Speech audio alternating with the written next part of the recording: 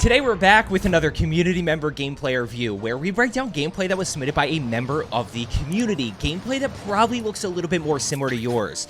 Now starting off guys, we are breaking down gameplay here from Gandhi, who falls a little bit short of a 20 kill game here. If you are subscribed, you know that's my goal for you. Drop consistent 20 plus kill games, and I honestly think anyone can do that with just a little bit of gameplay strategy and execution. Now, I want you to remember this right here. I want you to remember how much of Maul he can see in this moment, which the answer is not very much. I'm going to call you back to this in a second. Going back, guys, we're going to be focusing on gameplay strategy, pacing, execution, and why does he fall short? What causes him to fall short of the 20 kill game?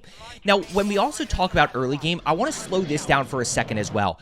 A lot of you guys early game are focused so much on looting that you miss what's going on around you. Well, Gandhi in this moment is actually the opposite. In my opinion, he's focused so much on what's going on around him that he probably should slow down just a little bit and grab this fully kitted out, this full attachment Icarus right here. Notice he has a one attachment hemlock. Like the fully kitted out Icarus is going to put him in a much better position to be able to get kills early and take less damage. So would love to see him just slow down for half a second there, grab that. You can still keep the hemlock as your secondary because this is going to be fine in close quarters, but I would like to see him grab that. Now right here, remember what I told you earlier. Remember how much of Maul you could see down below? This is what high ground does for you guys. This is where if we just get high ground, we can get more information because he can see a lot of Maul right here. Puts himself in a pretty good position. Now he's going to end up hearing a guy down below, just not 100% sure where. So he's going to go ahead and challenge. Now, the guy is then shooting right above him and ends up running right past him there. I'm okay with him not chasing. If he did chase this, right? If he did chase that guy because he had tracker, I would also be okay with that. But either play is correct. And also notice he's going to run right past the Vel here. Once again, when we talk about early game, guys, I want you to work on what I call floor loot checklist, right? What guns do you feel most comfortable with? This way, when a... Pause this for a second. This way, when a Vel pops out or you see that Icarus, you can grab it and keep going. There's not a whole lot of thought. I want to highlight this for a second, guys, because a lot of you guys struggle with this. When we talk about execution, a lot of you guys have really good vertical recoil control. This is something that I see from a lot of gameplays that I break down. Notice where his shots are right here. Notice how his shots are on the same vertical plane the entire time. You see how they're all hip shots? All we have to do, he has good vertical recoil control. He's just got to find a way to make that higher. The difference between really good players and great players and like a player like Gandhi who sometimes can struggle at times with that execution is the ability to hit high damage areas. We need that vertical recoil control to be at the guy's head and neck as opposed to at his hip. And that's what a lot of you guys do. Right here, 2 kills early. Again, guys, if you are subscribed, you know that our pacing for a 20 kill game in first circle is going to be 4 kills. So he's on really good pace here. Now, the one thing I will say, I know for a fact that he is playing with Lissa because Lissa's a member of the community. I don't know about Professor Pitt. He might be or she might be a random. I'm not 100% sure. Lissa is going to go ahead and get loadout down here. Now they've got that momentum going. And let's see what Gandhi does. Gandhi should grab a UAV here and start to get this rolling. Yep, so he's going to pop Yui. They've got loadout. They've got Yui. They've got information. They're in a really good spot to go ahead and start pushing. Now, this was before the update that happened where the Cronin, the X13, and the Snake Shots got nerfed. So he is using the Cronin. He is also using the X13 here, and now they're going to go ahead and push over towards this market area. Now, when we talk about challenging this, you know, I'm okay with that smoke grenade to kind of allow himself to get across the street. I don't think it's fully necessary simply because this. I want you to remember this. Just because, this sounds obvious, I know it does. Just because you see an enemy doesn't mean they see you. So the moment he throws the smoke kind of tells them to turn around and look at him. There's a time and a place to preemptively smoke. I think he would have been okay here just to kind of rotate in. Now he is going to go ahead and start to push in here. Plays high ground. Obviously, we see the range of the X13. It was so broken when that was the biggest thing with the X13 is just how broken the range was. He's getting high alerted over from his left side. Doesn't oversell for the thirst there. Knows that there's more around. And I would love to see him immediately plate. Let's go ahead and reload and let's get right back inside here. He's got 3 kills, so he only needs 1 more kill to be on really good 20 pace to start. Right? And that's where a lot of you guys struggle in the mid-game. And mid-game and end-game, which the end-game's tough because that's where you got to pick up the large majority of your kills. Look at him kind of clearing. He's obviously got a hip-fire build here. That's going to allow him to get the first shot off on enemies. He's going to go ahead and push up. A little bit worried about that guy above him, which is fair. He doesn't know if that guy's dead or alive. And he's just got to keep clearing here. He knows there's people around. Now, the one thing I will say, like, when we talk X13, guys, and you talk about this range, the range was good, but, you know, if you think somebody's up here, you need to have your Cronin out. If you don't think anybody's up here and you think they're down below you, then go get in the mix a little bit more. You see this hesitation right here? Now he's able to hit shots right there. There's a down, and there's his 4th kill, right? So now when we talk about dropping a 20-kill game, guys, we need to start building on this, right? We need to create that safety net if we do end up in the blender, try to get maybe 5 kills or 6 kills in this first circle. Just makes it a little bit easier. You know, 4 is the minimum number. You can get it with 3 as well, but 4 is kind of the number I want you to shoot for, and then we build on it from there. Now, Lissa does have enough for a UAV here, so I would love to see, you know, maybe Lissa to buy one, ping a buy station, communicate, hey, let's pop another UAV here and get a sense of where everybody is. Is there anybody in this market area? No? Okay, let's go ahead and figure out where they are. Now, I want to talk about this situation. We're going to talk about the hesitation to push. Really good shots right here. Good shots with the Cronin. He's able to get that down. Watch how long it takes him to push, though. Notice that his teammates are already in the mix. Watch how long it takes him to decide to push over. Notice he's still going to play this positioning, right? You see that hesitation, that little 2 or 3 second hesitation. Is that a big deal? No, but sometimes those little things add up and they can cost you, you know, 1 or 2 kills in a game, and that's where you fall short. So I would love to see him just push that a little bit quicker. As soon as you get that down, start working your way up there, reload kind of as you're pushing, keep track of your cover, and they're right back in the mix here. They don't have a ton of people around them, but I'm okay with that, right? As you start to improve, guys, you're going to want to be pushing like this area of the map or this area of the map, just based on it's easier to get kills. You're going to be fighting more teams at one time, more kill opportunity. But for now, like, I'm okay with them just challenging around here and being able to take on this one team. By the way, he's got 5 kills right here, and when we talk about second circle, we need to get to 8 by the end of the second. So he's going to keep the pressure on here, just keep shooting this guy. Once again, guys, X13 auto pistol was completely busted with the range. He's able to get that kill right there, and there's the kill confirmed. Now he's up to 6. So when we talk about pacing, guys, 4 kills in the first, 4 kills in the second, and then, or overall, guys, we want 8 kills by the end of the second. If you did make it this far, by the way, I appreciate it. If you want the chance to have your gameplay reviewed, check the pinned comment down below. I forgot to tell you guys that earlier. I have a link to join my Discord as well as the instructions. So right there, that guy's no plates. We'll take it, right? Not really our problem. We're just going to take that easy kill. That is kill number 7 right there. So we start to see that he's on a really good pace. Notice 1 is up above him, clearly flying in. Guys, when we talk about UAVs, watch this guy. Watch how far this guy jumps across the map. Watch it right here, this next ping. That tells you he's flying in. See how far he jumped? And now he jumped again. This guy's clearly flying in, so we need to rotate out of here. I would 100% start rotating out of here and try to go ahead and start to get in the action again.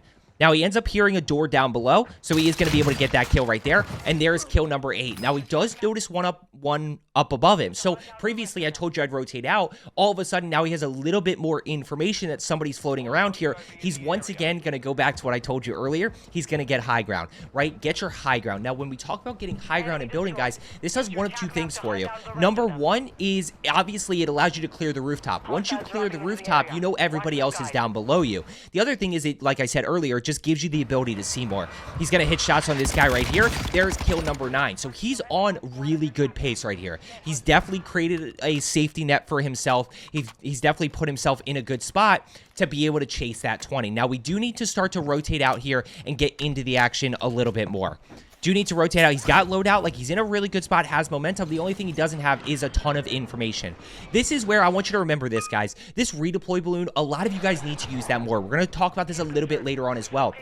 Redeployed balloons allow you to do 3 things. Number 1, they allow you to rotate. Actually, number 1, they allow you to get information, right? So when you get that aerial view, you can start to see where a lot of people are. Number 2, it allows you to get high ground quickly, right? So if a team is sitting on a rooftop, you hit the redeploy, you can easily get on the same level as them or get above them. Number 3 is, of course, it allows you to rotate super quick. Now, right here, he's able to get that kill. By the way, we're still in this second circle here, so he's at 10 kills, and he is going to end up going down here. In this situation, guys, this is one where the number 1 takeaway from this situation is start to learn when you are going to lose a fight, okay? I want you to learn when you're in a bad situation and get out of it as soon as possible. So right here, he's got the smoke down. He's obviously in a bad spot.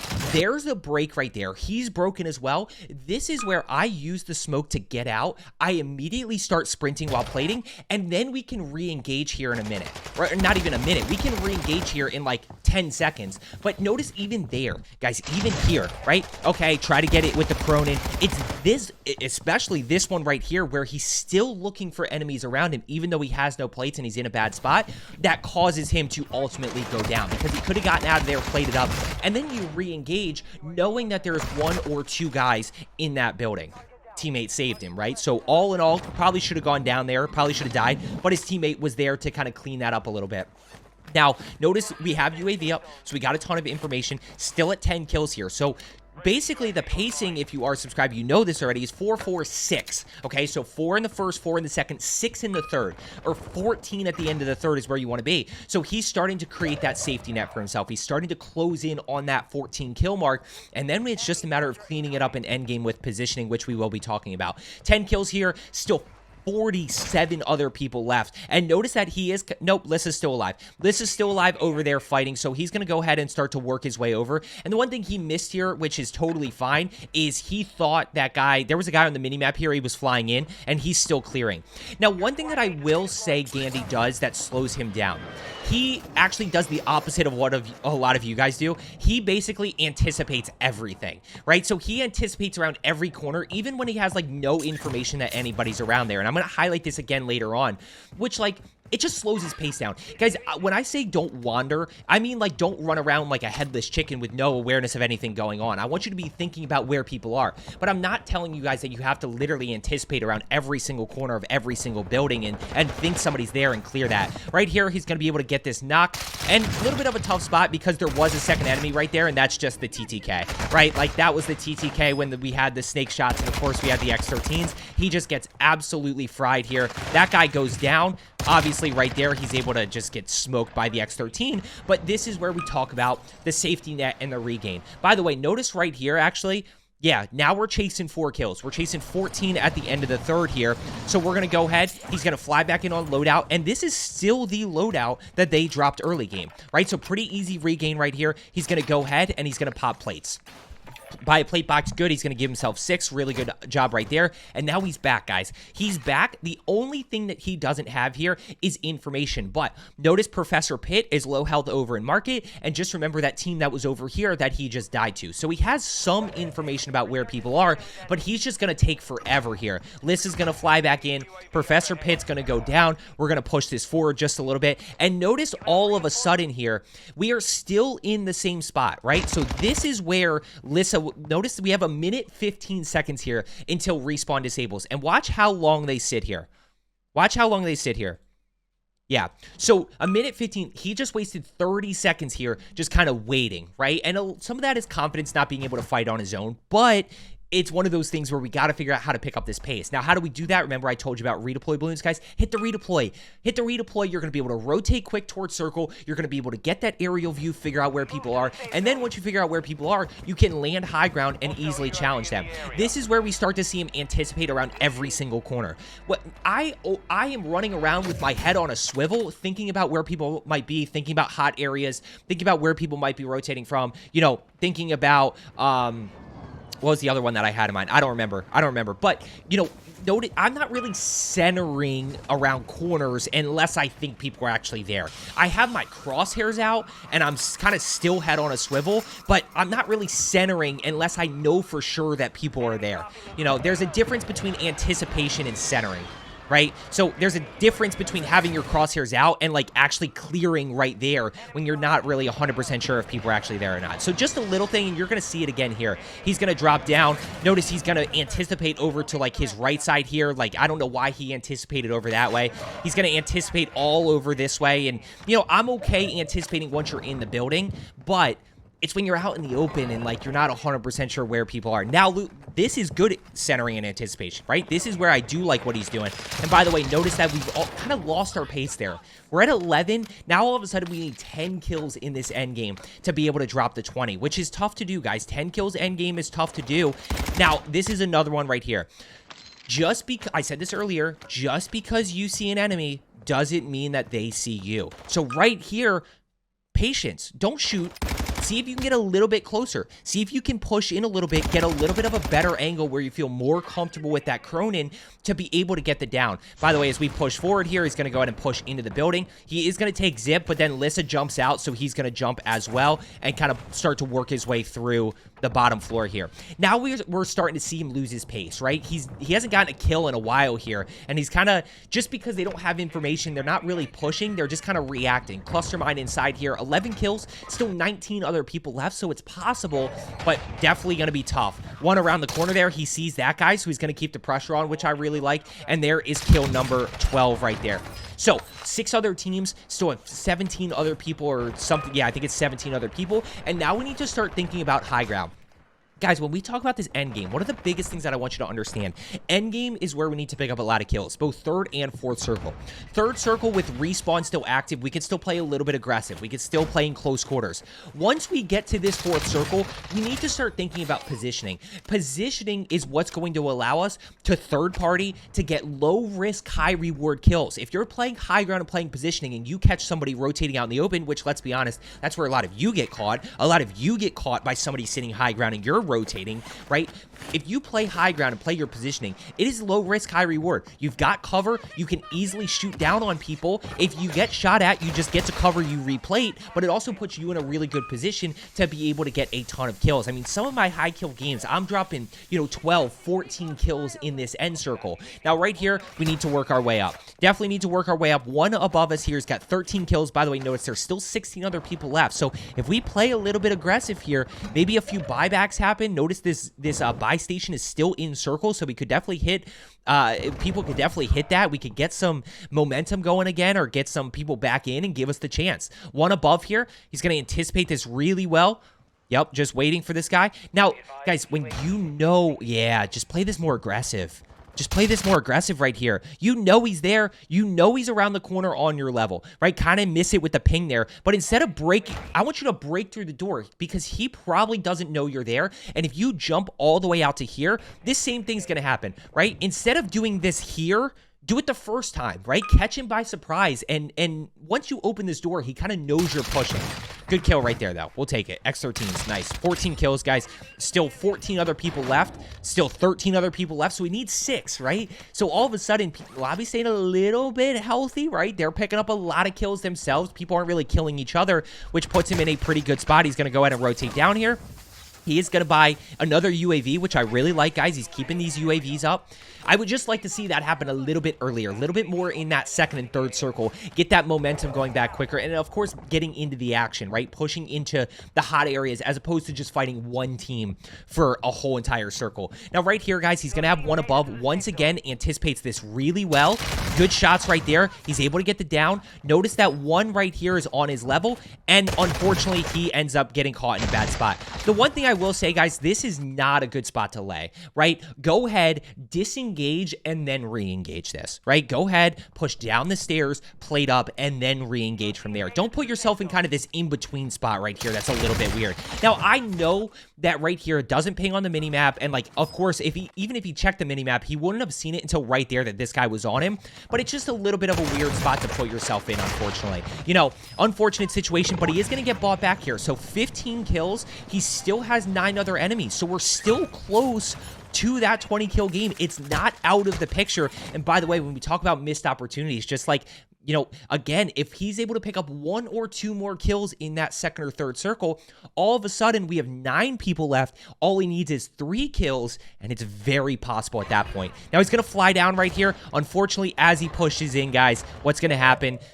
He gets killed by a guy camping in the corner. A little bit unfortunate right there, but a lot of lessons to be learned. The other thing that I will say is, like, I'd be really tempted to, instead of pushing into the building, I'd be really tempted to, like, grab the Temp V and maybe grab this gun. I don't care what this gun is. I just want it. There's also guns right here. Those actually look like, no, those aren't loadout guns, but there are guns right there. I'd be really tempted to just grab those floor loot and kind of push back up to the roof with my teammate if possible. So, guys, I hope you found today's video helpful. As I always say, let's get better today, and I will see you tomorrow.